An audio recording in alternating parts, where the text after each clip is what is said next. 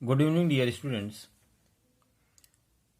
Today we will start from question number 73.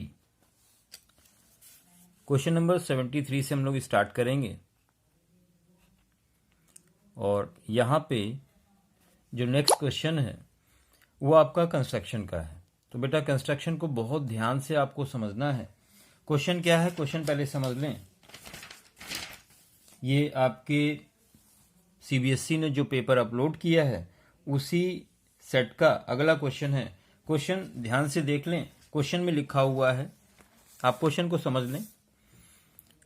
लिखा हुआ है draw a line segment A B of length 9 centimetre with A and B as centers. Draw circles of radius 5 centimeter and 3 centimeter respectively. Construct tangents to each circle from the center of the other circle. तो बच्चों start करते हैं, बहुत ध्यान से समझिएगा, बहुत important question है एग्जाम के लिए। तो समझते हैं। देखिए क्वेश्चन में आपसे कहा गया था एक लाइन सेगमेंट आपको ड्रॉ करना है जिसकी लेंथ 9 सेंटीमीटर है। तो एक लाइन ड्रॉ करेंगे आप जिसकी लेंथ 9 सेंटीमीटर लेंगे। तो एक लाइन हमने ड्रॉ की, यहां पे आप देख सकते हैं 9 सेंटीमीटर की एक लाइन सबसे पहले ड्रॉ करेंगे। तो आप देख सकते हैं ये मैं लाइन ड्रॉ कर रहा हूं, ये 9 सेंटीमीटर है और इसको नेम दिया हमने ए और बी। तो एक लाइन है 9 सेंटीमीटर इसकी लेंथ है, ठीक है। आपसे क्वेश्चन में कहा गया था कि आपको दोनों एंड पॉइंट्स पे सर्कल ड्रॉ करने हैं, एक 5 सेंटीमीटर का और एक 3 सेंटीमीटर का। तो ए पर हम ड्रॉ करेंगे 5 सेंटीमीटर का। आप देख सकते हैं किस तरह से मेजरमेंट करेंगे। तो स्केल से हमने लेंथ ली 5 सेंटीमीटर। एक सर्कल यहां पे ड्रॉ करेंगे। पेपर थोड़ा सा छोटा हो रहा, समझिएगा इस चीज को बेटा। तो एक सर्कल आपने ड्रॉ किया हुआ है यहां पे। आप देख सकते हैं इस सर्कल की जो रेडियस है ये 5 सेंटीमीटर है। दूसरे एंड पे आपको एक सर्कल और ड्रॉ करना है जिसकी लेंथ 3 सेंटीमीटर है। तो ये हम बी पे ड्रॉ करेंगे 3 सेंटीमीटर का। आप देख सकते हैं मेजरमेंट ले रहे हैं और पॉइंट बी पे एक सर्कल ड्रॉ करेंगे जो 3 सेंटीमीटर का है, ठीक है। तो इस तरह से ड्रॉ कर दिया। अब आगे क्वेश्चन में आपसे कहा गया है टेंजेंट, आपको टेंजेंट बनानी है इस बड़े वाले सर्कल के सेंटर से इस सर्कल पे टेंजेंट आपको ड्रॉ करनी है और छोटे वाले सर्कल से इस बड़े वाले पे टेंजेंट ड्रॉ करनी है। तो बच्चों हम लोग क्या करते हैं, सबसे पहले ए बी का परपेंडिकुलर बाइसेक्टर पता करेंगे। किस तरह से परपेंडिकुलर बाइसेक्टर पता करते हैं, आधे से अधिक दूरी लेंगे या आप इस तरह से आर्क लगाएंगे ऊपर भी और नीचे भी, ठीक है बेटा। और यही आर्क आप पॉइंट ए से लगाएंगे। ध्यान दीजिएगा बच्चों, आधे से अधिक दूरी लेते हैं और आर्क लगाते हैं। जहां पे आर्क कट करेंगे एक दूसरे को, इनको ज्वाइन करेंगे तो हमें पॉइंट मिल जाएगा। कौन सा पॉइंट मिलेगा बच्चों, ये आपको मिड पॉइंट मिल जाएगा। आप देख सकते हैं, ठीक है। तो यहां पे मिड पॉइंट आपको मिल चुका है, ये ए बी का मिड पॉइंट है। अब क्या करेंगे, एम को सेंटर लेते हुए और एम ए को रेडियस लेते हुए एक आप सर्कल ड्रॉ करोगे, ठीक है। आप देखेंगे ये सर्कल ए बी से होकर जा रहा है, पास हो रहा है, ठीक है। तो आप इस सर्कल को ड्रॉ करेंगे। आप देख लें ध्यान से, ये सर्कल मैंने ड्रॉ किया इस तरह से, ये ठीक है बेटा। तो ये सर्कल आपने ड्रॉ कर दिया, आप समझ सकते हैं इस सर्कल को ड्रॉ किया गया है, ठीक है। और आप ध्यान दें, ये जो सर्कल आपने ड्रॉ किया है, ये बड़े वाले सर्कल को P और Q पॉइंट पे कट कर रहा है और छोटे वाले सर्कल को R और S पॉइंट पे कट कर रहा है। बेटा B से आप पॉइंट P को ज्वाइन करा देंगे तो ये टेंजेंट हो गई है छोटे सर्कल से बड़े सर्कल के ऊपर। और बच्चों इसी तरह से एक टेंजेंट आपने यहाँ पे भी ड्रॉ की। ध्यान दीजिए, टेंजेंट की लेंथ इक्वल होती है तो PB जितना होगा, जितना PB होगा उतना ही QB होगा।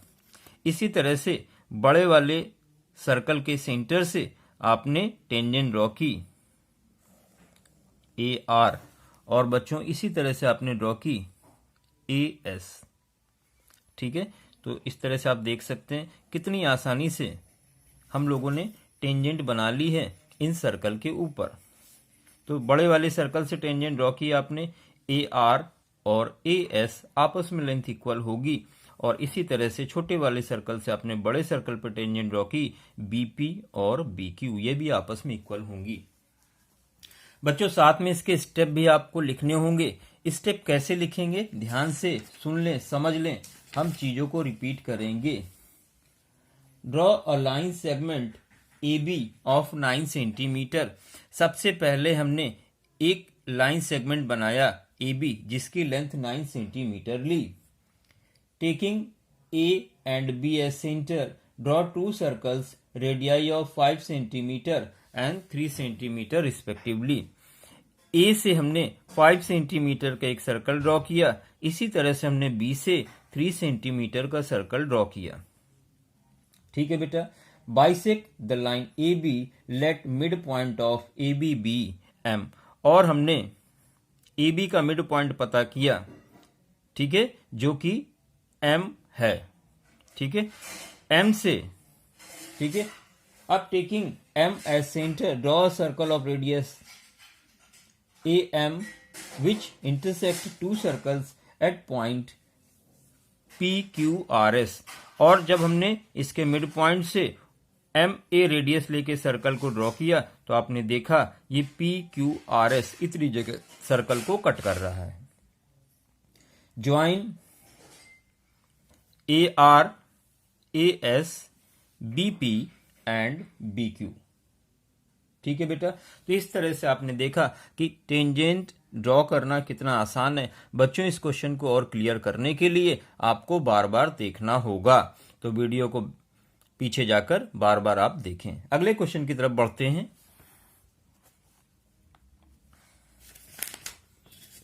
तो सीरीज का जो अगला क्वेश्चन है वो आपका क्वेश्चन नंबर है 26। ध्यान से समझिएगा बेटा, और सीरीज का ये 74 है, क्वेश्चन नंबर 74। 74 क्वेश्चन बेटा क्या है आप देख सकते हैं। क्वेश्चन नंबर 74 इसमें गिवन है इन फिगर, ये फिगर आप देख सकते हैं, क्वाड्रिलेटरल ABCD, ABCD एक क्वाड्रिलेटरल है। Circumscribing a circle with center O and AD perpendicular AB, if radius of in circle is 10 centimeter, then find the value of x। चलिए बच्चों इस क्वेश्चन को करते हैं। तो यहाँ पे आप देख सकते हैं कि एक सर्कल आपको दिया गया है और एक क्वाड्रिलेटरल है, कुछ इस तरह से है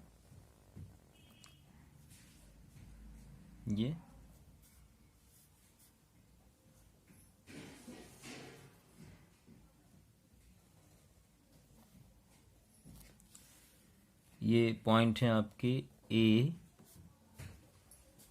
B, C और D।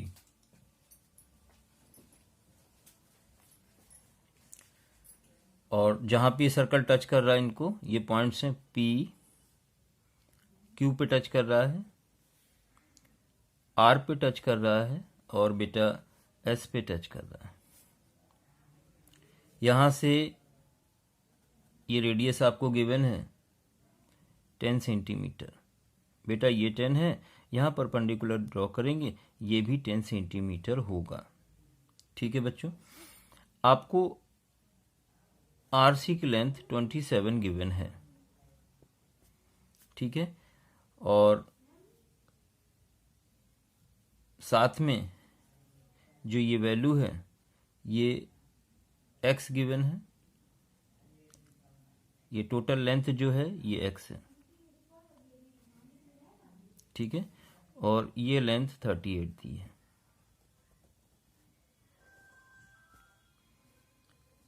बच्चों अगर ये आप देख सकते हैं SAPO एक स्क्वायर फॉर्म हो रहा है।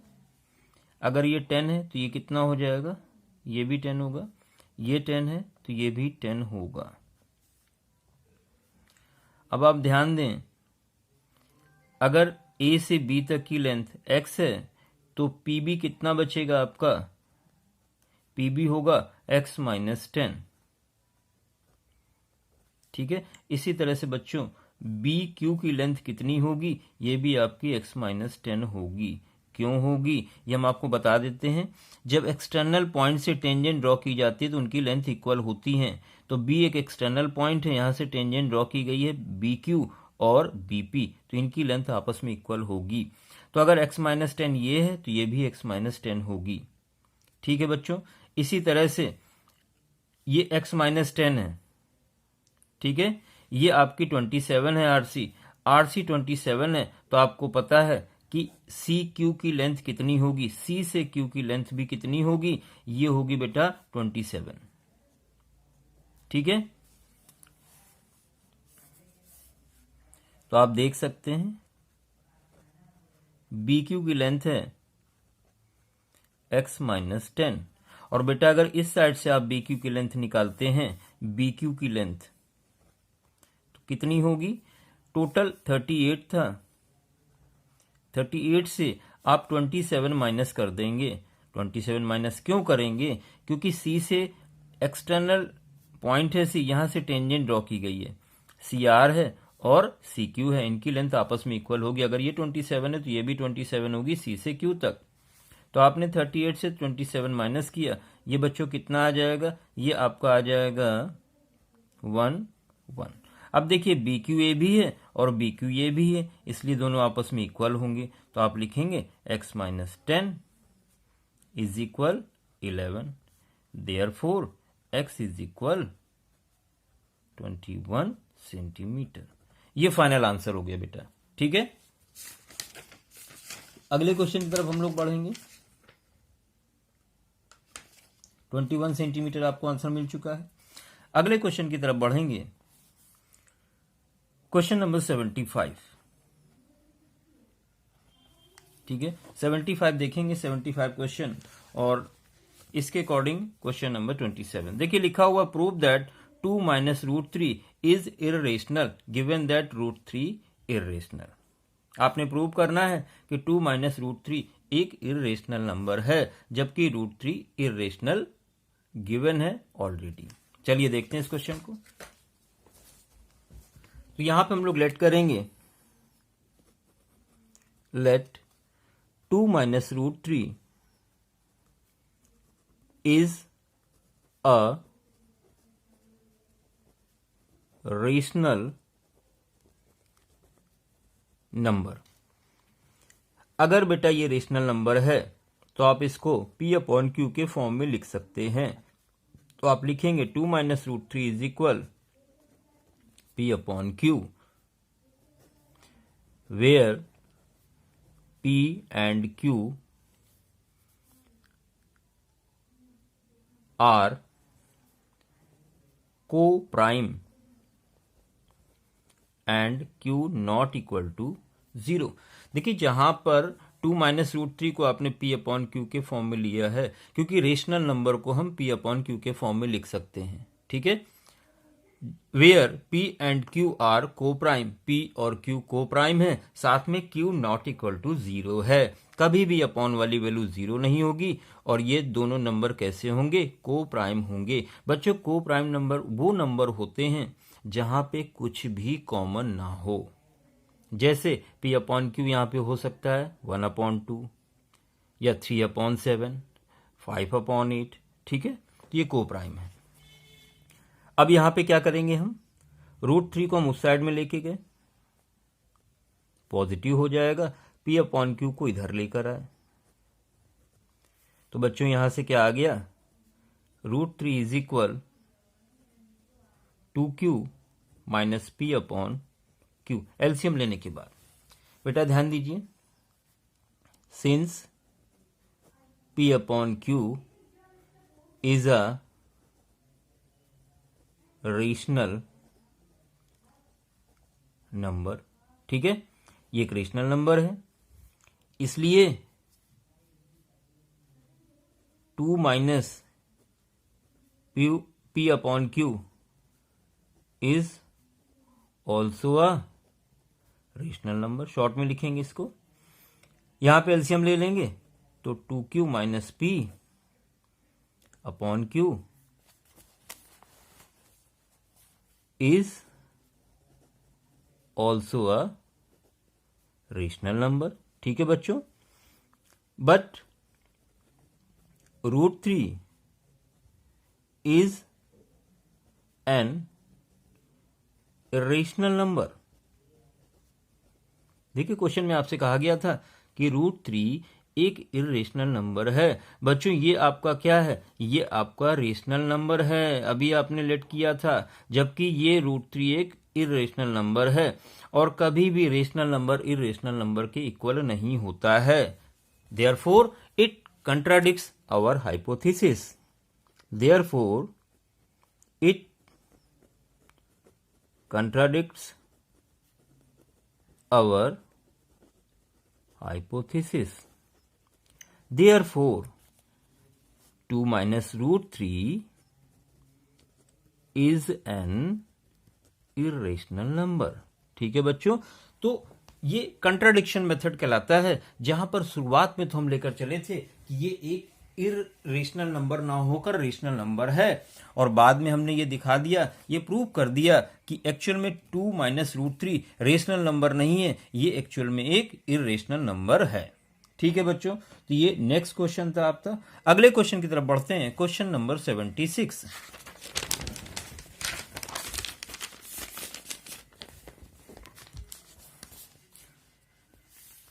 तो बच्चों इन क्वेश्चंस को आप अच्छे से करते रहिए, बोर्ड एग्जाम को देखते हुए बहुत ही इंपॉर्टेंट है, जैसा कि आपको पता है कि आपकी डेट शीट आ चुकी है।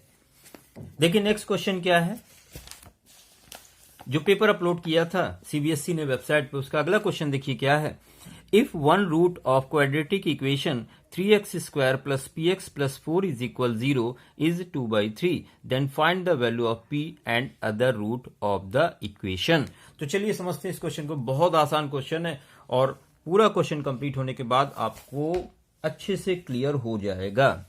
तो एक इक्वेशन दी गई है 3x² plus px plus 4 is equal 0।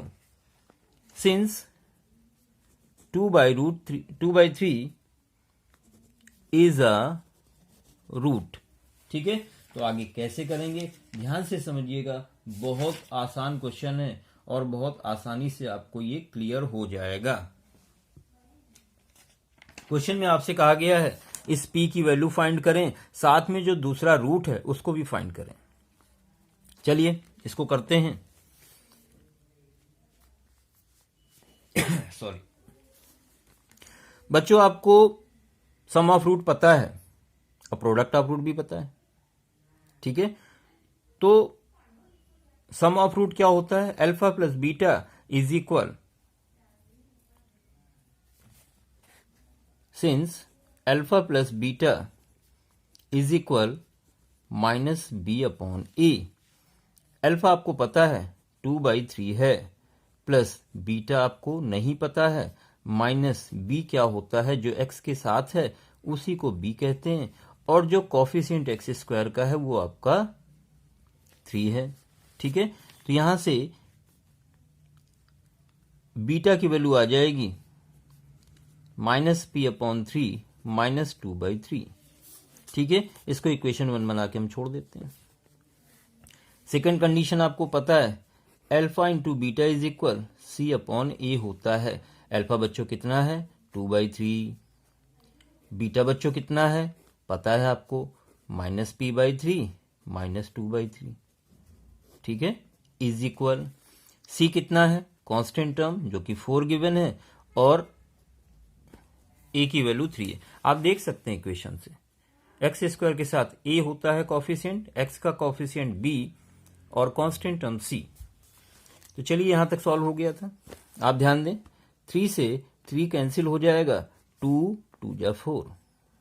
तो बच्चों कितना आ चुका है -p/3 इज इक्वल, ये 2/3 उस साइड जाएगा तो ऐड हो जाएगा और 2 वहां पर पहले से है, तो ये हो जाएगा -p/3 इज इक्वल, एलसीएम लेंगे 3 तो ये आ जाएगा 2 + 3 2 जा 6। बच्चों 3 3 कैंसिल हो गया तो p की वैल्यू आपको क्या मिल गई है -8। पहला आंसर आपको मिल चुका है। अच्छे से समझ में आ गया होगा। क्वेश्चन को करने के कई तरीके हो सकते हैं, हम आपको आसान सा मेथड बताने की कोशिश कर रहे हैं। p की वैल्यू -8 आपको मिल चुकी है। अब ये p की जो वैल्यू है आप कहाँ रखने वाले हैं, इसको आप रखने वाले हैं इक्वेशन नंबर 1 में। इक्वेशन नंबर 1 चलिए देखते हैं इक्वेशन 1 क्या है।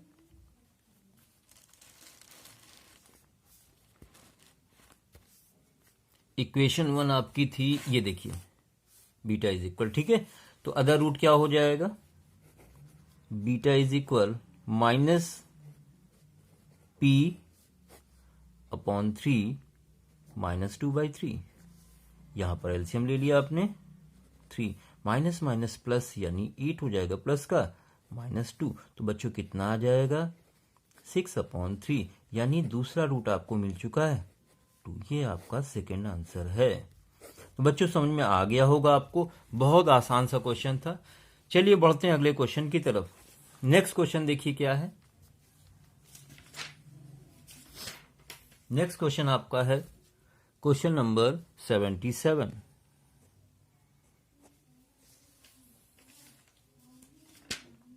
नेक्स्ट क्वेश्चन में देखिए आपसे कहा गया है, देखिए नेक्स्ट क्वेश्चन में आपसे बोला गया है the roots alpha and beta of the quadratic equation x square -5x + 3 in bracket k -1 is equal 0 are such that alpha minus beta is equal 1, then find the value of k।